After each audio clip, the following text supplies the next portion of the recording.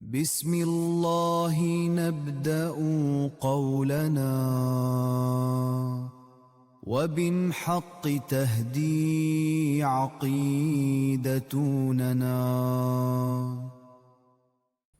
There's a book small enough to read in 20 minutes that has outlived empires. The dynasty ruling Egypt when it was written, gone. The Abbasid Caliphate it was written under, gone. The Ottoman Empire that taught it in schools for 600 years, gone. The book is still here, still being taught, still memorized right now in Cairo, in Istanbul, in Karachi, even in Chicago. It is called Al-Aqidah, al-Tahawiyyah. And here's what most people who even heard of it don't know. The man who wrote it started his career in a completely different school of thought and switched it. And the story of why he switched to tell you almost everything about how this deen actually get preserved. This is the True Frequency podcast. I'm your host, Hanif Abu Ammar. And today, before we ever open his book, we're going to meet the man because in our tradition, you don't take knowledge from a stranger. So let's set the scene. The year is 239 after the Hijra, around, let's say, 583 on the Western calendar. We're in a village called Taha in Upper Egypt. That village is why we say al-Tahawiyyah. It just means the man from Taha. And I need you to understand where Egypt was at this moment. This is not a backwater. This is one of the intellectual capitals of the Muslim world. And it's living through what scholars call the golden age of hadith. Think about who's alive right now. Imam Abu Ammar is alive. He's compelling the Sahih as this child is growing up. Imam Muslim is alive. The direct students of Imam al-Shafi'i, who died just 20 years before al-Tahawiyyah birth. Right there in Egypt are the teacher and the mosque. The student of Imam Ahmad ibn Hanbali are active. Even major intellectual current in Islamic history is flowing at full strength all at once. And to that world, a boy is born. And Ahmad ibn Muhammad ibn Salama, the family he's born into matters. His grandfather commanded armies. His father was a scholar of poetry and literature. And here's a detail I love. Decades later, when al-Tahawiyyah is a famous scholar writing his own books, he still consults his father on questions of the Arabic poetry. The expertise stayed in the family. And his mother, listen to this. His mother said at the gathering of Imam al-Shafi'i students, she was herself a woman of knowledge. Some scholars recorded her opinion on the matter of zakat. So when people picture the great imams as man came from nowhere, sometimes true, not here. This was a house where knowledge was the family business. His mother knew fiqh. His father knew poetry. And his uncle is where this story really began. His uncle was Ismail al-Muzani. If you study Shafi fiqh at any level, you know the name al-Muzani was Imam al-Shafi's most brilliant student. His summary of Shafi law, the Mukhtasar, is still a foundational text today, 11th century later. So young Ahmad al-Tahawi gets the best Shafi education on the planet for free at home from the man who knew al-Shafi personally. He memorized the Quran, he studied Hadith, he's being groomed essentially to inherit his uncle's chair.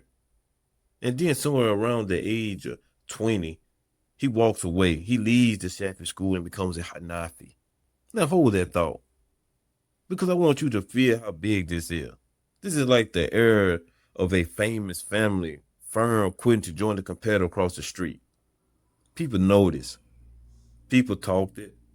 There were even stories probably exaggerated about his uncle being upset about it. So why did he do it? The version of the historian considered most credible, and it's not what you expected. He didn't leave because someone argued him out of his school. He left because he was watching his own uncle work. When the hardest question came in, the genuine and difficult cases, out to how we noticed that our Muzani this John or Shafi'i law kept reaching for the same books to work through them.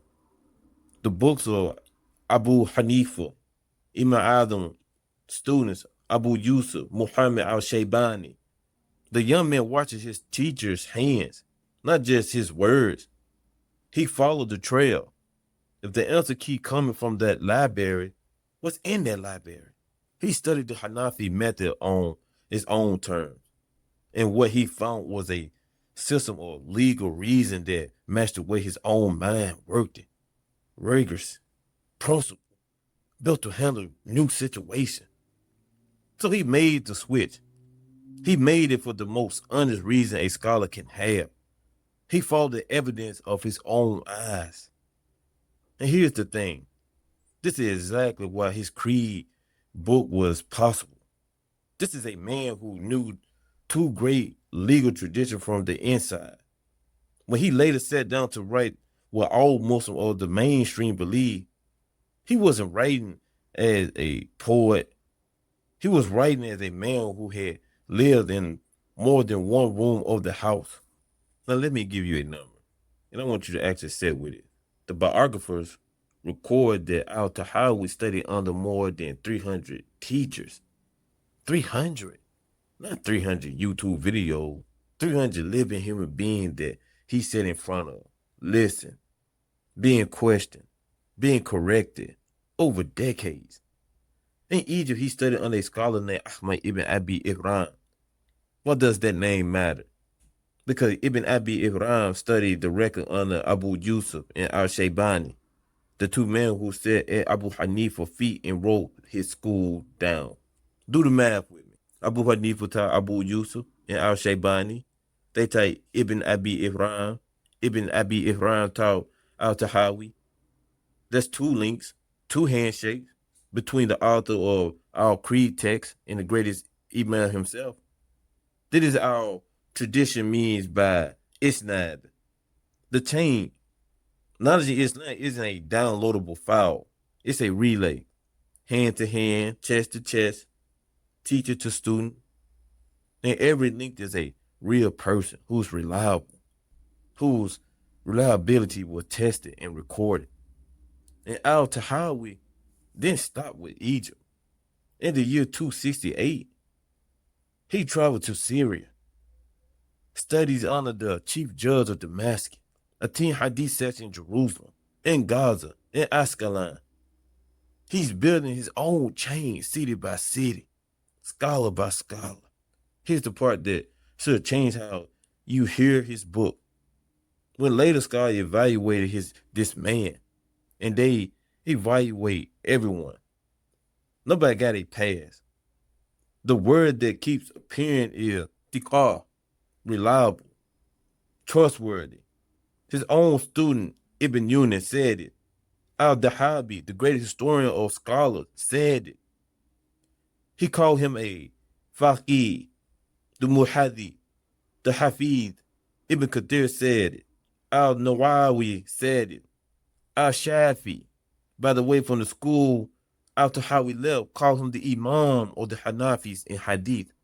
Even the school he walked away from testified for him. That's what integrity looks like in this tradition.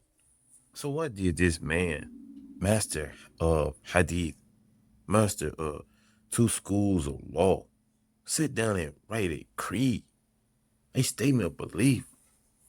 Because he was watching his era carefully. The 3rd century Islam was loud with theological arguments and sex debating whether the Quran was created. Groups reading Allah's attribute like he's a physical body. Others stripping the attribute away until nothing was left. Ordinary Muslim was caught in the crossfire, not knowing what the baseline even was. So al-Tahawiyyah did something simple. He wrote down the baseline, not his personal opinion, the agreed creed. As he says in his own opening, according to the method of the jurists of this religion, Abu Hanifah and his two companions, Abu Yusuf and al-Shaybani, what they believe about Allah, his attributes, the Quran, the prophets, the unseen in the last day.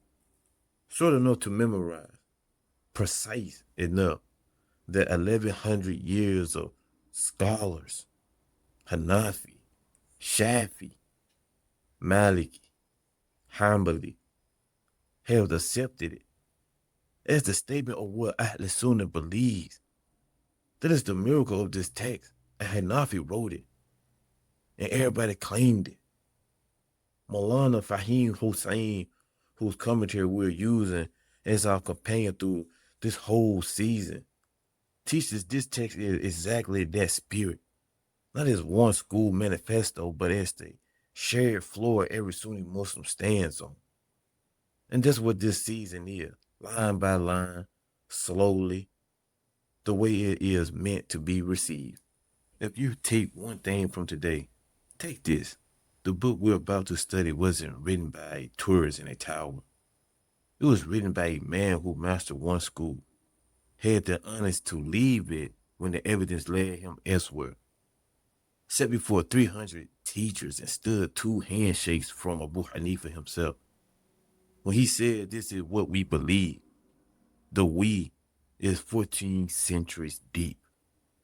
Next episode, we open the book, the very first line, what al-Tahawiyyah says about the oneness of Allah, and why we begin exactly where he begins. It's one sentence. It'll take us the whole episode. That should tell you something about how much is packed in there. This has been the True Frequency podcast from Al-Hanif Media. If this reached you, share it with one person who will sit with it. That's how this knowledge has always traveled, one person to the next. Assalamu alaikum wa rahmatullahi wa barakatuh. بسم الله نبدأ قولنا وبالحق تهدي عقيدتنا